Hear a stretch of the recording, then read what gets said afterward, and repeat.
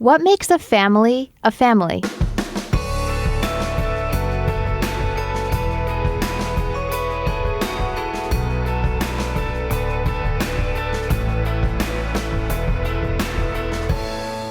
Hey listeners, welcome to In the Arena. I'm Jackie Goldberg. And I'm Leah Smart, and today we're going to be exploring family. So we're going to talk a little bit through actually a little different of a structure. We're going to talk through the different definitions that we found around family and bring that together with some of the stories that we came up with for us, and then hopefully give you all some things to think about with your own families, with the families that you create, and really the connections that you have. Like I said, the first thing we did was we went to the dictionary and said, what is the definition of a family? And we found 3 definitions that we kind of tied to. And the first 2, I think, are the ones we most relate to generally in our society. The first is descendants of common ancestors. So this one's pretty straightforward, right? You have a common ancestry group, and those people become your family by blood and ancestry. And so what was interesting for me as we were exploring this is about 2 years ago, I did 23andMe. My dad has been interested in ancestry for quite a long time, and this was sort of the next step of looking at genealogy. And when I got the results back, I won't share all the results, but it was really a cool moment to look and say, okay, this is where we're from. And at the time, it was just a region in Africa. But as they've gotten more and more people added to the pool of those who've done 23andMe, they've become more and more specific about really where my family is from. And then also like some of the other interesting mixes of people who've contributed to the family as well from a genetic perspective. So, having a percentage of my ancestry be Irish/British, I think somewhere back there was Filipino, still trying to figure that one out. But there are all sorts of things that popped up for me that were really interesting. I think the overarching theme is probably unique to my group is being African American or Black in America. A lot of people who are here that look like me don't necessarily know exactly where they come from because of the way that we got here. So it was cool to actually look back, and continues to be interesting to look back and say, okay, where are we actually from? What are some of the traditions that happen there? And although I can't say that I'm, completely converted and saying I'm going to start practicing all of these things, it's just giving me a better sense of who I am. It's so cool to hear that your dad was always interested in this, and then something like 23andMe comes into our present day, and we can get so much more information than we ever have. Yeah. We think about our grandparents and our great-grandparents, and remember we used to make family trees, and kids still do that in day school today, but we have so much more information than we ever have had. And I haven't done 23andMe. Hearing your story, I am totally inspired to go ahead and do it. But I'm interested in did it change anything for you at all? I don't think it changed anything like day to day. I think it gave me more, I don't want to say grounding, but it gave me just a different sense. It gave me information. It's like to your point of family trees, that was always an interesting activity for me and for people, I think probably a lot of Black people, because the question is like, how far back can you go? And you would have kids who would go really far back and they'd be able to trace all these different things. And we didn't have that. Like we didn't have a whole history of where every single person was beyond my great-great-grandfather. So there weren't all these answers. And even more so, I mean, it's interesting because like people would say, oh, my great-great-grandfather was the governor or this or that. And like for us, like my great-great-great-great-grandfather was a slave. And so it's a very different conversation that I actually think wasn't even addressed at the time that I was a child, which is crazy because it's been, 30 or so years. And I'm actually curious, too, like how they deal with that in schools now. Like maybe you don't go call your parents for the family tree. Maybe they're like, go do 23andMe. Yeah, here, take some saliva on the stick. Yeah. Go ahead. Yeah, it's crazy. Like we'll see kind of how this evolves over the next few decades, but just how much we can really start to find out about our past based on something like this. Yeah, and how about you? Yeah, so I'm Jewish, and so my ancestry goes way back, but I'm really intrigued by this because as Jews, we're 2 to 3% of the world. So we're a very small population. And Jewish people over the past tens of thousands of years have always married into Judaism, right? I mean, you see that changing now a lot of days. I mean, even in my family, we've had 2 conversions so far. So certainly interfaith marriages. But back in the day, Jews were inbreeding with Jews. And so what's really fascinating is that there are a lot of Jewish-specific diseases that we find. And you'll even see Jews today, when they get married, either before they get married or before they have children, they actually get testing to see if they carry any of the genes aligned with some of these diseases like Tay-Sachs disease, for example. So what I'm interested in is potentially doing 23andMe from a health perspective, right? And you can get some information about your specific genes and health-related things that you could potentially inform me later on once I have kids one day. So there's a lot that could come out, right? Looking at my background and knowing that the majority of my family is Jewish, would love to see what's there. And then it brings us to kind of the second definition here, which is a group consisting of parents and children under one roof. I'd say this is the nuclear family. This is what we would typically think of when we think of family. And going into this episode today, I never want to take this topic of family lightly. Family is a sensitive one. Everyone grows up in different homes. Everyone has different experiences that shape them. And when you think about this particular definition of the nuclear family, for me, I have a lot of gratitude for my family. And I also have compassion in recognizing that everyone has their own stories around family and that you can't assume that everyone has a fantastic, close-knit family, right? You just can't assume that. Thinking about that gave me a lot of gratitude because I did grow up in a household where my parents were married for 36 years. My dad recently passed away, but I had two sisters or have two sisters, and we're a family of 5. And we were very close-knit, and I learned a lot from my family growing up just around how to be real with one another. And so when I think about family, I think we've all learned something, right? You learn something because you're around these people for the most part often, or you're kind of given and you're told to be around these people, especially as a child growing up. And so there's something that you take away, something that you've learned. And I can probably think through a lot of things over the years that I've learned, but I really want to focus on one. And that is around being real enough to the point that you know that your family will always be there. And this was the case for me. And I know this is not for everyone, but knowing that my family would always be there for me, regardless of what happened, regardless of what mistakes I made, regardless of the tragedies that we suffered together, regardless of the fights that we've had over the years, siblings, parents, this fact of knowing that your family or my family would always be there for one another at the end of the day, it allowed us to really get through the fights and have those real conversations and communicate and just go through it, right? I think what I learned was not to repress or hold back, but to actually move forward and communicate. And even if that means saying mean things, but then apologizing and taking it back, that allowance of moving through a difficult conflict or moving through a fight actually allowed me to learn the lesson of forgiveness. Forgiveness for me is coming complete and getting complete on a certain situation so that you can forgive the other person and really take ownership of your part in that. And I think the best thing about my family, and I hope for others, is that because you know they'll always be there, there was this ability to really allow for commitment to forgiveness and to moving through things versus holding things back or sweeping things under the rug. This is something that's a really, I think, deep topic, not just family, but really being real and having difficult conversations and getting to this point of completion and forgiveness. Yeah. I like that you share the realness because that comes into every relationship in different ways. I know you said like being real, but is there someone in your family that taught you the value of being real? How did you guys set that up as a norm? Or was it a norm?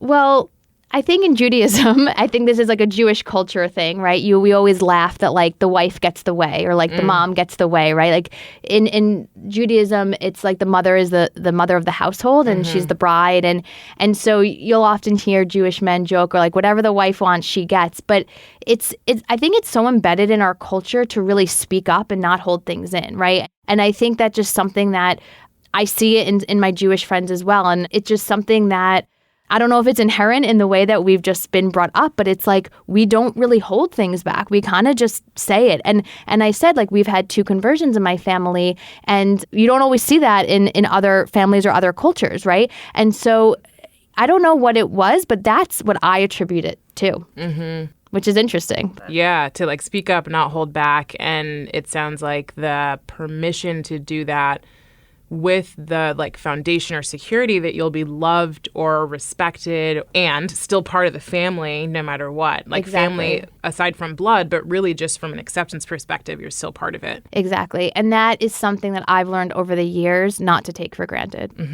What about you? Yeah, I mean, you brought up a really big thing around family that I think is super important. Most of us in the U.S. at least are conditioned around this idea of this nuclear family, this mom, this dad, these two parents that get married, they have children. And I think it's really important, again, to just acknowledge that not everybody's had that experience. And also, nuclear families aren't always incredible, right? So just because it's nuclear doesn't equal that you have a great family. And just because it's not doesn't mean you don't. For me, I grew up in a nuclear family, and that wasn't me alluding to having a bad family. But I just think it's important to acknowledge that, because I do know people who haven't grown up in nuclear families who are children of divorce and then step parents and brothers and sisters, or adopted and, don't even have their blood relatives. So we're talking to a lot of different people with different experiences. But again, back to the definition of a group of people under a roof, right? For me, I think the big thing that came up was this was like a harder topic for me, because I was trying to think about what lessons have I learned, but also what lessons am I still learning. The word I found was acceptance. And I think acceptance comes in a lot of different ways. I actually, Jackie, you were saying you're forced to be under the roof with these people. They say that saying people come into your life for a reason, or they're in your life for a reason. I actually do believe that people are in our lives for a reason, and there are many different ways to talk about that. But, for this specific conversation, I think family is there to help you learn something. And what I'm recognizing around acceptance is just accepting every person in your family, accepting the state of your family, accepting the changes that happen in your family, healing the wounds that come from the changes that happen in your family. So my parents are divorced. They were married for quite a long time, but it was a really hard time for me. And I think when I was 16 and, I think I was 17, they officially got divorced, but then 14 or so when they separated, I didn't have the maturity or the lexicon to understand what acceptance meant. And so you couldn't have even asked me how I was going to, like you said earlier, Jackie, move through this and kind of keep going. So I think for me as an adult now, it's been accepting the state of my own nuclear family, and then also seeing and being with the experiences I've had. So being able to reflect and go back and say, okay, what happened here? And does it mean something about me? No, it just means that this is life, and this is how it all shakes out at times. And there are great times and there are hard times. And what it creates is empathy and understanding for each of the people in your family. I love that the lesson you've learned from your family is acceptance, because think about how powerful that is. Family, as we both said, is something that we're born into in terms of this definition and that we're given. And so that power of acceptance is something that you kind of have to learn, or if you don't, then what else is there, right? And I'm sure there are many people who don't accept and then see what that does and how that turns out and how that pans out. But when you do accept, it's such a powerful lesson, because you can then bring it to places outside of your nuclear family, the family that you create, or your friends, or your other relationships, your workplace, and so forth. So such a powerful lesson. Yeah. The whole point of acceptance is also of course it's for the people in your family, but it's actually really for you. So, totally. When you think about being angry with someone, it's like being mad at someone and thinking that they're going to be the receiver of the pain. You are the receiver of the pain. So it's really about how do you heal the wounds so that you can actually move forward in your life and then create something that is meaningful to you once you've healed what you have. So that kind of takes us into the last definition here, which is a group of related things. And we loved this because it allows for so much more, especially in the last 30, 40 years in the U.S. All around the world, people have different definitions of what family means and what they want to create. And we realized and recognized, of course, that there are so many people in our lives that are like family and they're not our blood, and that's okay. And so, we really wanted to dive into this because it's where we all have the power to actually build something we want. So who would you say makes up your family outside of blood-related family? I'd say first and foremost, my dog. I have to say that. She's like my little fur baby, I call her. But then really outside of that, it's my deepest friendships. There are people that I've known since I was 3, and there are people that I met at 30. And those people are the people that to me make up my family. family. I also think we have all of our kind of ancillary families outside of that, or communities as well. But those would be my people. How about you? Yeah, I couldn't agree more. I just love this concept of being able to choose family. It can come from anything and be anyone. And I consider my close friends my family as well. Of course, my dog. This past weekend, I went to my best friend's house to visit her new baby that was born. She's 2 months old.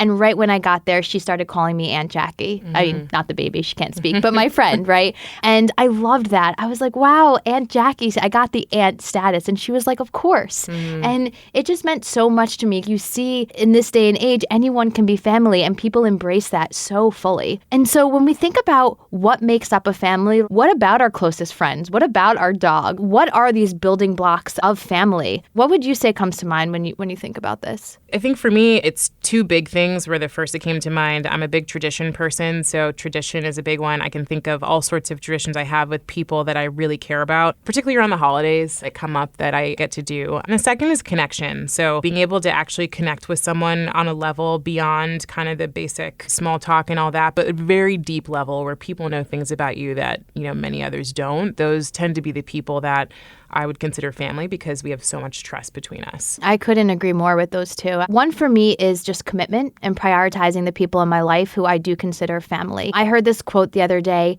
commitment is not confinement, it's liberation. People often think that when you're committed to something, it means you're confined into whatever you're committing to, but actually it's the exact opposite. Commitment allows you to make mistakes. It allows you to be okay with failure. It allows you to take risks. It allows you to be vulnerable. And so when you have this commitment to your family, very similar to what I was explaining when I was talking about what my nuclear family gave me. That sense of commitment really just makes me feel like I could be my true self, which is another piece. I think authenticity is a building block of pure, real relationships. I know for myself that over the past few years, when I've really discovered who I am, that sense of authenticity has really helped strengthen my relationships all over, but of course with the people I consider my family. I love that you mentioned the commitment piece and how you prioritize people. Brene Brown talks about this idea of a 1-by-1 square and writing down the people that matter most on that piece of paper that's 1 by 1. It should be no bigger, and you shouldn't be writing in like the tiniest font you've ever written in. And the idea behind that is that there aren't so many people in this world that as we get older and as our lives shift, that we can and want to prioritize. And so really it's about being intentional. It sounds like from what you're saying with commitment is like, how intentional am I about the people in my life that really matter? And if someone doesn't matter as much, that's okay. But how do I give to the people that matter most and then create my centrifugal circles of friends, et cetera, around that? Exactly. Well, hopefully you all have pulled some good pieces of this. I think the big thing here is, what do you want to create? How do you want to build your family? And who are the people that you want to be there? And so, really, again, this is about creating the spaciousness for you to decide how your family looks, hopefully find the value and lessons you've learned from your families. And then if you get curious or you haven't figured it out yet, learn more about your ancestry and the people that are multiple generations back from you. I would urge everyone to do some reflection on their family, their nuclear family, their ancestors, but also what they want in a family for themselves, whether they have it today or what they want to create. And what are those building blocks for you that are so important that create your own family and who you surround yourself with? Well, thanks so much for joining us on the journey. If you want more of In the Arena, you can find us on iTunes, on Spotify, typing in LinkedIn In the Arena. And we hope to see you back soon. Have a great day.